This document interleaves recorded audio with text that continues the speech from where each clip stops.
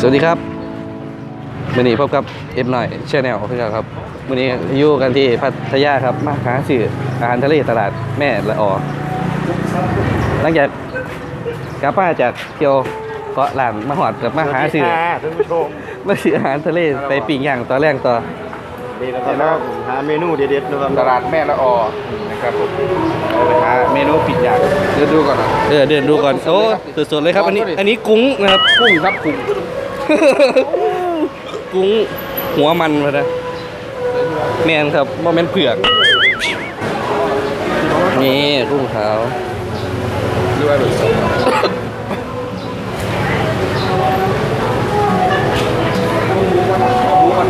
หมูกับมี่เนื้อกับมี่ผลบีสามสันเนาะหมู3 สันเอามาทะเลไม่ต้องกินหมู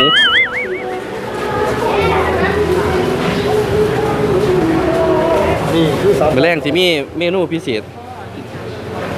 หมูกับกุ้งโดยจานแบ่งเอาแบบนี้ครับโลนึงนี่แบบซุกแล้วก็มีครับ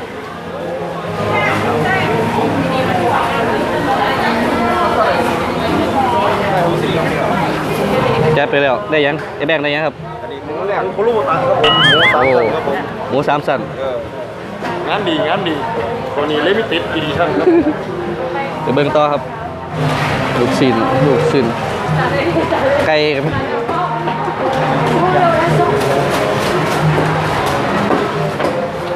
ปลาเท่าไหร่ไก่ก็มีปลาดุกขุนดินเดียวๆเลย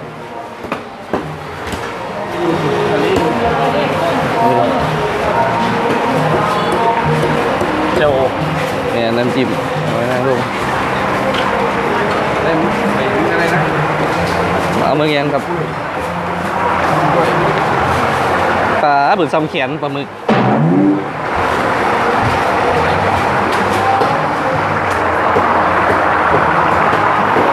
ตอนนี้เอาเขาเรียกอะไรนะกุ้งครับผมกุ้งแล้วก็เอาปลาหมึกนะครับผมกุ้งนี่เขาจะเอา2 โลปลาหมึกเข้าโลนึงครับผมกิมนี่เริ่มแล้วไก่ก็มีเพราะมีแต่อาหารทะเลมีทุเรียนเสือผ่าก็มีเสือปอกเครื่องปรุง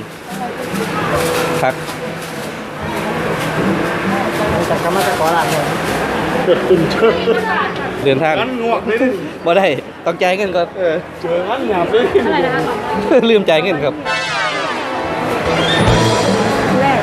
มันผสม สนบุญ เป็นเท่าไหร่วะ ไม่ขาดกับเพื่อน การไปเจอตัวไปใช่ป่ะเอาเลยนึงนี่ติดที่ใส่ว่าเอาลายผลเดี๋ยวเต้ เอาโลดเด่นเหรอ ก็ดึงโลนึงมันก็คิดจริงไอ้เพิ่มได้เพิ่มนี่โลนึง70 บาท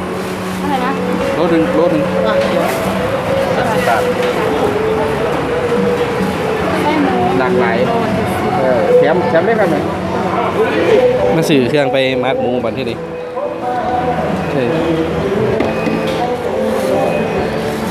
นี่มีบัญชีผม แทนทันกินตะเกียว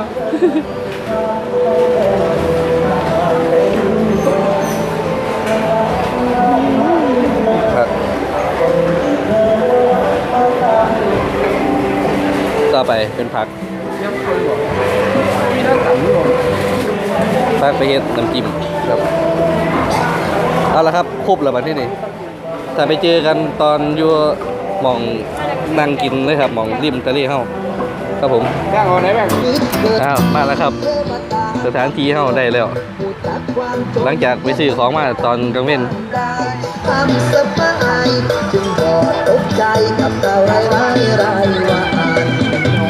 อันนี้กำลังดังไปครับนี่ครับคนดังครับผมสวัสดีครับ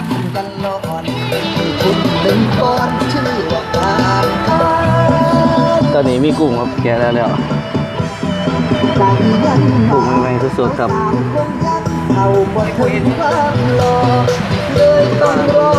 โอ้มีลำโพงครับเจ็ดนี่ก็จะมี ปลาหมึกกับอีกอย่างนี้กุ้งเสหมูมาร์กแล้วน้ำจิ้มครับดูบรรยากาศครับอยู่หาดจอมเตี้ยนพัทยาครับ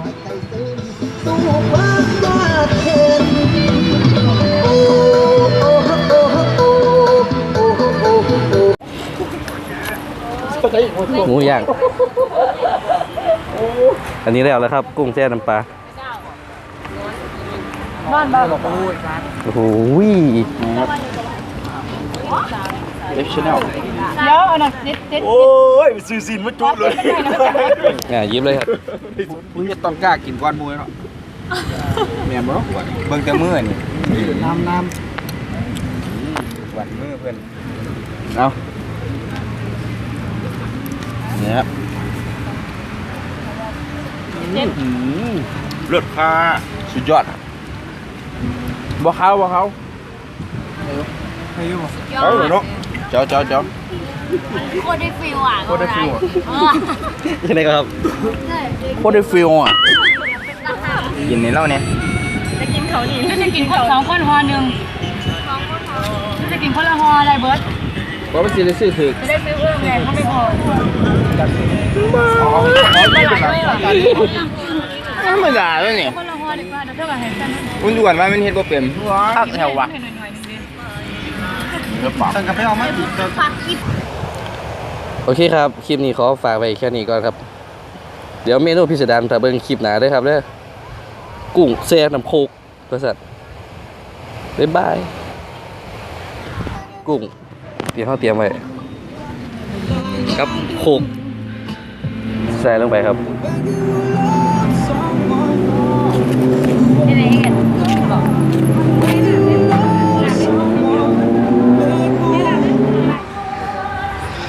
แต่จะแซ่บเนี่ย